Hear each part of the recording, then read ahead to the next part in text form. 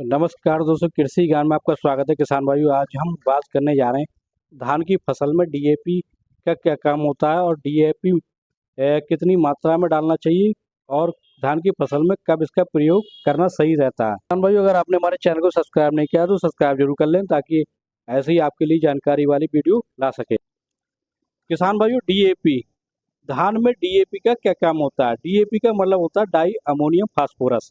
इसमें केवल नाइट्रोजन और फास्फोरस की मात्रा होती है और बाकी इसमें पोटास की मात्रा नहीं होती। किसान भाइयों, इसको शुरुआती अवस्था में प्रयोग करना सबसे ज़्यादा अहम होता है क्योंकि शुरुआती अवस्था में ही पौधों की जड़ों का विकास होता है।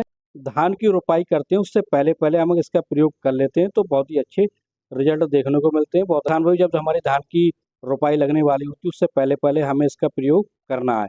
1 एकड़ में लगभग 50 किलोग्राम का बैग जो आता है उसका हमें प्रयोग करना है।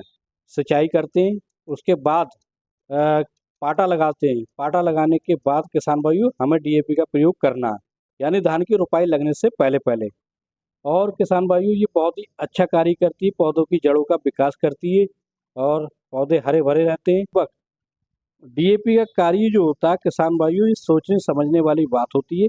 डीएपी का कार्य जो होता है लगभग 1 महीने के अंदर अंदर इसका पूरी कार्य कंप्लीट हो जाता है। यानी जब से हम इसका प्रयोग करते हैं ये धीरे धीरे रिजल्ट दिखाती है और फिर 1 महीने तक इसका रिजल्ट रहता है। किसान भाइयों, पौधों की जड़ें का जब विकास होता है तो कल्ले देने का काम करते हैं। धान की जो पैदावार होती है किसान भाइयों, धान की पैदावार डीएपी पे ही आधारित होती है।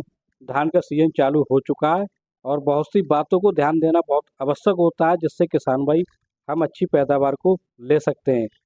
और किसान भाइयों, धान में कुछ लोग जो होते हैं धान की फसल में डीएपी का प्रयोग करते हैं, कुछ एनपीके 12-32-16 का प्रयोग करते हैं। क्यों किसान भाइयों, कुछ ज़मीन ऐसी होती है यहाँ पर पोटास की मात्रा की आवश्यकता होती है लेकिन डीएपी में पोटास नहीं होती है और इसलिए किसान भाइयों हम अलग से ही डीएपी की पोटास मिला सकते हैं।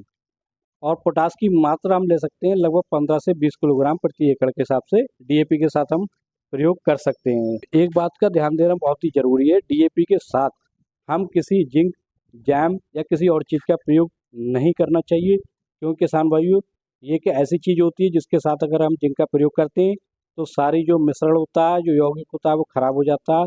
ये डीएपी किसी काम की नहीं रहती है, इसलिए हमें इसके साथ किसी और चीज़ का प्रयोग नहीं करना है। डीएपी के साथ हम केवल पोटास का प्रयोग कर सकते हैं, इसके अलावा हम किसी चीज़ का प्रयोग नहीं करना चाहिए। और जब हम किसी जिंक जैम का प्रयोग करते हैं तो किसान भाइयों यूरिया के साथ हम प्रयोग कर सकते हैं। डीएपी या एनपीके के साथ हमें इन चीज़ों का प्रयोग नहीं करना चाहिए।